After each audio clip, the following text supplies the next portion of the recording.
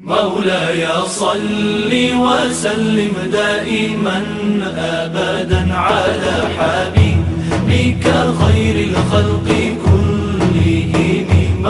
آج اللہ تعالیٰ کی اگر ناراضگی ہے تو اس کا یہ سبب نہیں ہے کہ تم کو دولت نہیں دی گئی، بلکہ سبب کیا ہے؟ غور کیجئے. کلا، ایسا ہرگز نہیں. جو اس کی فکر تھی کلا سے نفی کر دی گئی.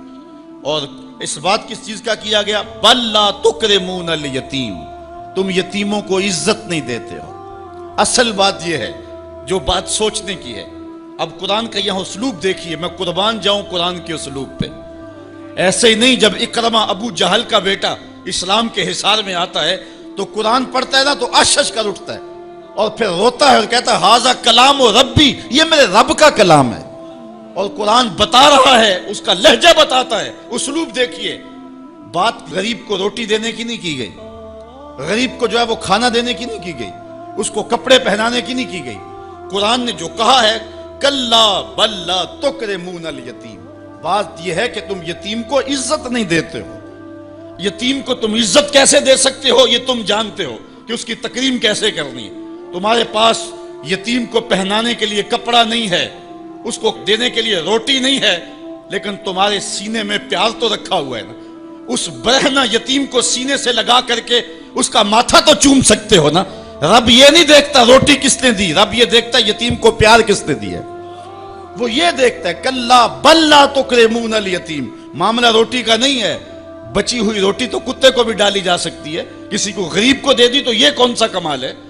جو دیگیں بچ گئی وہ مدرسے میں بھیج دی، یہ کمال کی بات نہیں ہے.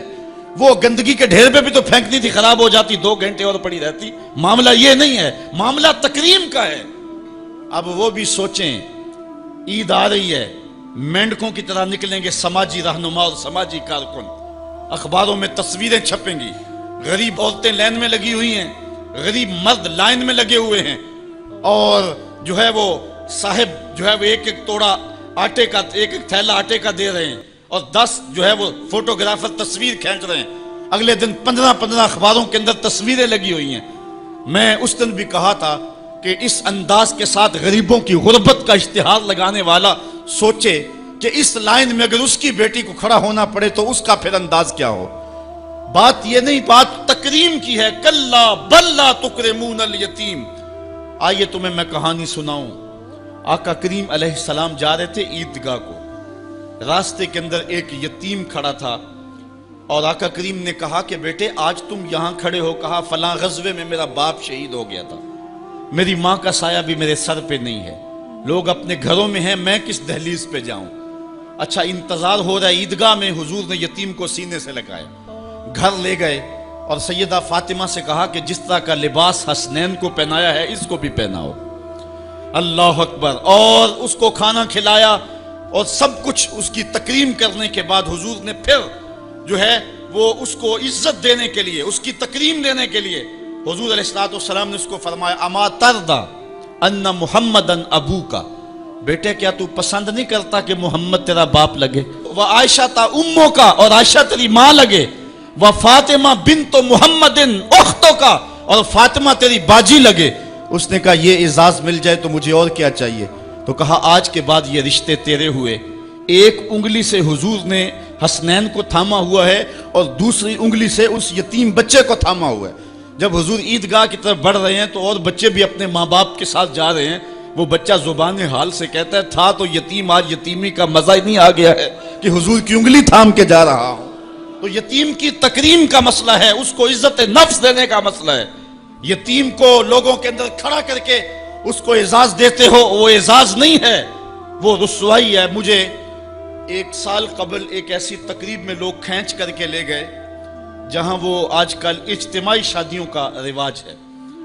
تو میں بڑی معذرت کی، میرے لیے مشکل ہوگا کیونکہ مجھے اندازہ تھا اس تقریب کا، لیکن میں کبھی گیا نہیں تھا پہلے. تو میں جب اس تقریب میں پہنچا تو یقین جانے کہ 2 دن تک جو ہے وہ میں بے چین رہا ہوں. میں کہتا ہوں غریب سے غریب آدمی ہوتا ہے نا، اس کو معاشرے میں پروٹوکول اعزاز نہ بھی ملے تو شادی والے دن تو مہمان خصوصی وہی ہوتا ہے نا. اس دن تو سارے اس کے چہرے کو ہی دیکھتے ہیں. لیکن ان دولوں کو بھی جو ہے وہ لائن پہ بٹھایا ہوا تھا اور اوپر مہمان خصوصی کوئی اور بیٹھے تھے. میں نے کہا یہ بیچارے مسکین آج بھی مہمان خصوصی نہیں ہیں، آج ان کی زندگی کا اہم دن ہے، اور آج بھی اتنے لوگوں کے سامنے اشتہار لگایا جا رہا ہے یہ غریب لوگ ہیں، اور دلہنوں کا بھی اشتہار لگایا جا رہا ہے یہ غریب بچیاں ہیں، اور پھر کیا ان کے چہرے پہ کوئی مسرت کے آثار تھے اور نہ ان بیٹیوں کے چہرے پہ کوئی مسرت کے آثار تھے؟ تو لوگ خوشی بانٹنے چلے ہیں لیکن غموں میں اضافہ کرتے چلے گئے۔ رات کی تنہائی میں نکلو، اندھیرا پھیلا ہوا ہو، کوئی دیکھنے والا نہ ہو، اپنے سائے سے بھی بچو اور جا کے غریب کے گھر میں رقم پھینک کے آ جاؤ، اسے پتہ نہ ہو یہ پھینکی کس نے ہے، اور پھر وہ شادی کریں جو دعائیں ان کے کلیجے سے نکلیں گی عرش تک پہنچیں گی۔ تو بات پیسے دینے کی نہیں ہے، بات تکریم کی ہے۔ کلا، دیکھو قرآن کا اسلوب، کلا بل لا تکرمون الیتیم، معاملہ یہ ہے کہ یتیم کی عزت، تکریم۔ میرے اور آپ کے آقا مولا نے تو یہاں تک فرمایا جب بچے اکٹھے کھیل رہے ہوں، تمہارا بچہ بھی ان بچوں میں کھیل رہا ہو تو بچے کو بیٹا کہہ کے آواز نہ دو، اس کا نام لے کے پکارو۔ عرض کی گئی حضور بیٹا ہے، بیٹا کہہ کے پکاریں گے تو حرج بھی کیا ہے؟ کہا